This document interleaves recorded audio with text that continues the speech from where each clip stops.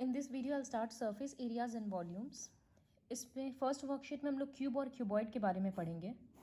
जितना क्लास 8 में पढ़े थे उतना ही है, कुछ एक्स्ट्रा नहीं है, तो it will be very easy for you.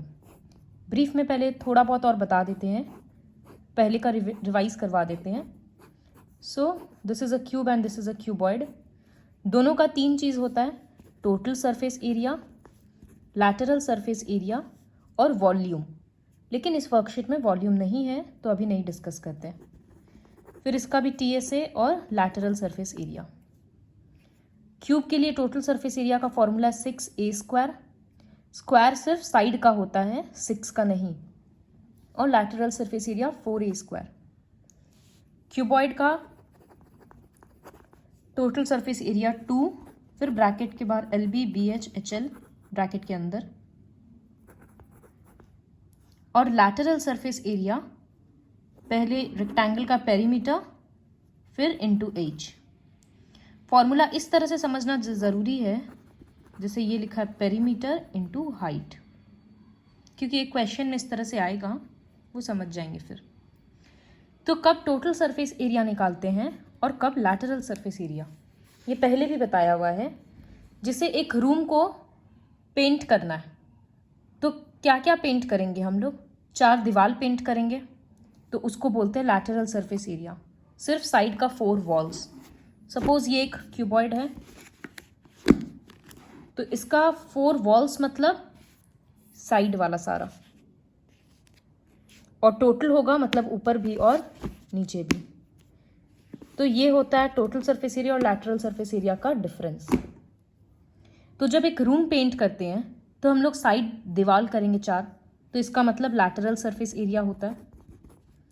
और ऊपर का सीलिंग भी करते हैं तो प्लस एरिया ऑफ सीलिंग। फिर एक स्विमिंग पूल के वॉल में स्विमिंग पूल में टाइल्स लगाना है तो लैटरल सरफेस एरिया होगा, क्योंकि 4 दीवार है, प्लस उस टाइम पे हो जाएगा एरिया ऑफ बेस, क्योंकि फ्लोर रहेगा। इस तरह से हम लोग करेंगे। तो coming to the first question, एक प्लास्टिक बॉक्स का लेंथ, ब्रेथ और हाइट दे दिया। वो ऊपर से टॉप से ओपन है, थिकनेस इग्नोर करना है। तो कितना शीट लगेगा उसको बनाने में? तो पहले लिख देना given length equals to this, breadth equals to this, height equals to this. सबसे मेन चीज़ जो देखना है कि सारा यूनिट सेम होना चाहिए। यहाँ पर 2 यूनिट मीटर में दिया हुआ है, लेकिन डेप्थ मतलब हाइट सेंटीमीटर में है। फिर देखो यहाँ पर कॉस्ट निकालने के लिए इसको 1 मीटर स्क्वायर के हिसाब से है, तो इसको मीटर में ही कर देते हैं, हो जाएगा 0.65 मीटर बाई 100 करने से, क्योंकि कॉस्ट निकालते टाइम तो वापस मीटर में कन्वर्ट करना ही पड़ेगा।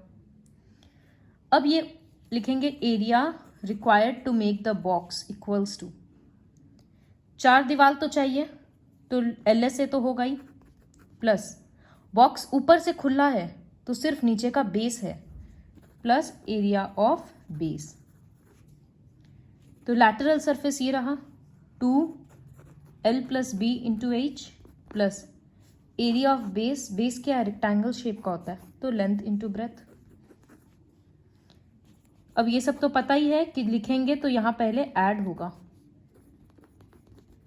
और यहाँ 1.5 × 1.25 ब्रैकेट्स यूज करना, पहले ऐड फिर तीनों मल्टीप्लाई, और यहाँ मल्टीप्लाई। अब स्टूपिड मिस्टेक्स मत करना कि डेसिमल गलत प्लेस पे दे दिए या उस तरह से मिस्टेक्स। फिर कॉस्ट निकालने के लिए therefore cost of sheet equals to × 20 कर देंगे। सेकंड क्वेश्चन है लेंथ, ब्रेथ, हाइट रूम का दे दिया। Find the cost of white washing the room, walls of the room and ceiling, जैसे हम डिस्कस किए। तो वाइट वॉशिंग करना है तो लैटरल सरफेस एरिया निकालना पड़ेगा और एरिया ऑफ सीलिंग लिख देंगे।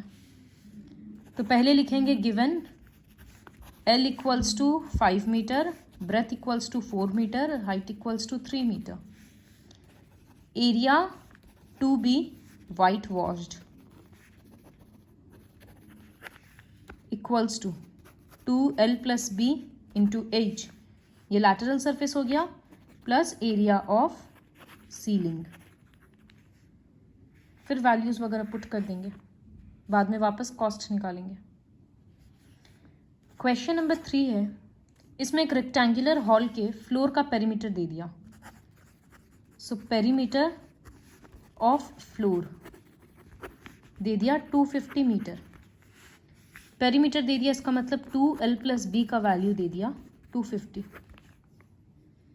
अब पेंटिंग का कॉस्ट टोटल कितना हुआ 15,000 और रेट क्या है 10 पर मीटर स्क्वायर।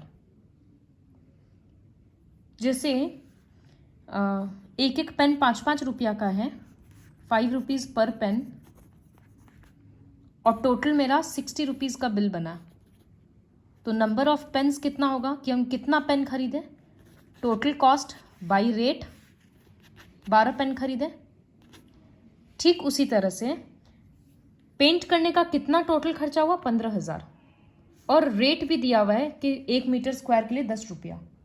तो इसका मतलब टोटल एरिया कितना होगा, तो यहां लिखेंगे area painted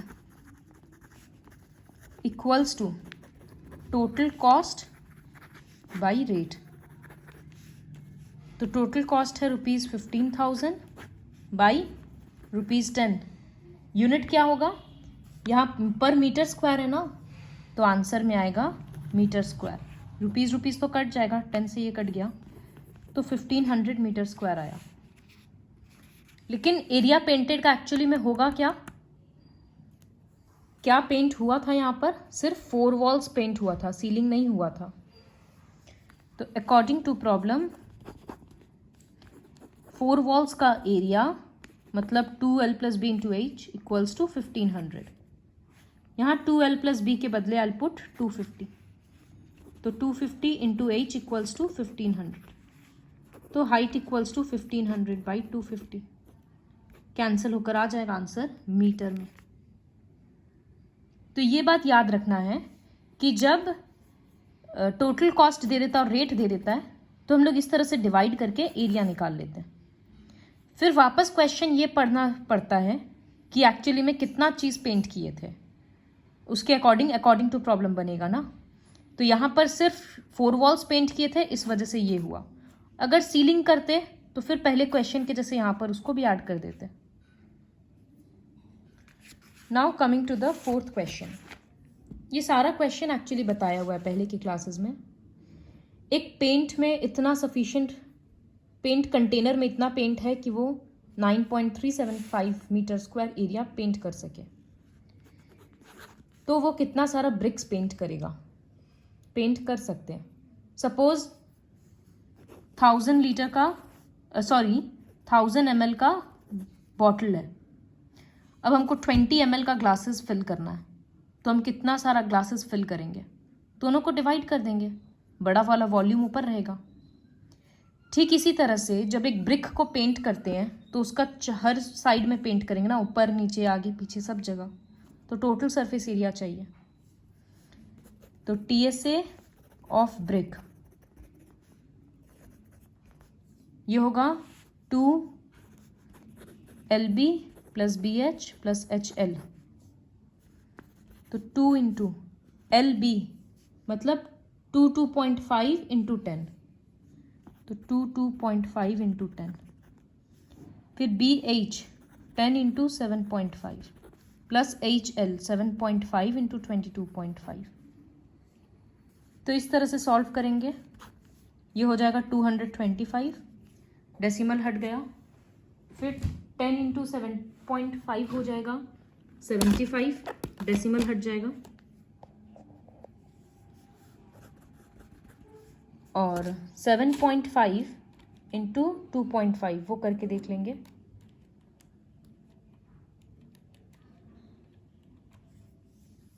$168.75।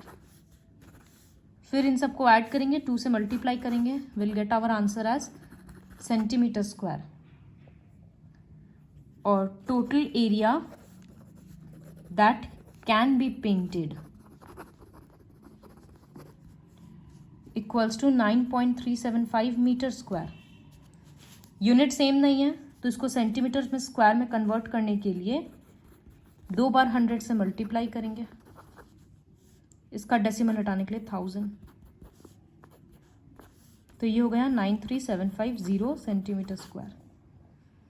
Therefore number of bricks that can be painted equals to this divided by this.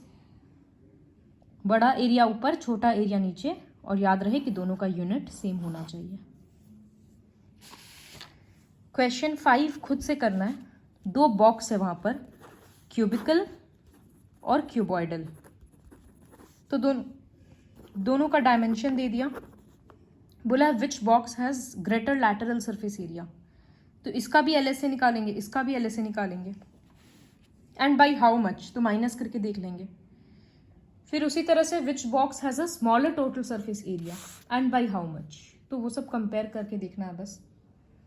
Next is question number 6। Length breadth height दे दिया। एक ग्रीन हाउस है जो पूरा ग्लास से बना हुआ है, तो ग्रीन हाउस में फ्लोर, सीलिंग और साइड वॉल सब कुछ ग्लास का रहता है। तो what is the area of the glass? अब सोचो, जब सब कुछ ग्लास का है तो एरिया में टोटल निकालना है या लैटरल निकालना है, वो खुद से सोचो। और सेकेंड पार्ट है how much of tape is needed for all the 12 edges. तो एक क्यूबॉइड में कितना सारा एजेस होता है? 12 होता है, जिसमें से 4 लेंथ होता है, 1 2 3 4, तो 4 लेंथ होगा। उसी तरह से 4 ब्रेथ होता है और 4 हाइट होता है, तो हो गया 12 एजेस। तो लिखेंगे length of tape needed equals to 4L plus 4B plus 4H। 4 common लेकर L plus B plus H। तो ये क्यूबॉइड का पेरीमीटर हो गया। फिर वैल्यूज पुट कर देंगे, यूनिट सिर्फ सेंटीमीटर रहेगा। 7th वाला क्वेश्चन करने का जरूरत नहीं है, MCQ फॉर्मेट के लिए नहीं आएगा इतना बड़ा। Question number 8 is also very easy. एक इंसान को, परवीन को, अपने गाड़ी के लिए शेल्टर बनाना था, एक बॉक्स के जैसा स्ट्रक्चर, मतलब क्यूबॉइड समझ में आ रहा है। बेस डिमेंशंस मतलब लेंथ और ब्रेथ है, और हाइट दे दिया गया। अब ये सोचना है कि 4 साइड से बंद है और ऊपर से बंद है, तो एरिया कैसे निकालेंगे। So with the help of this video you will complete this worksheet.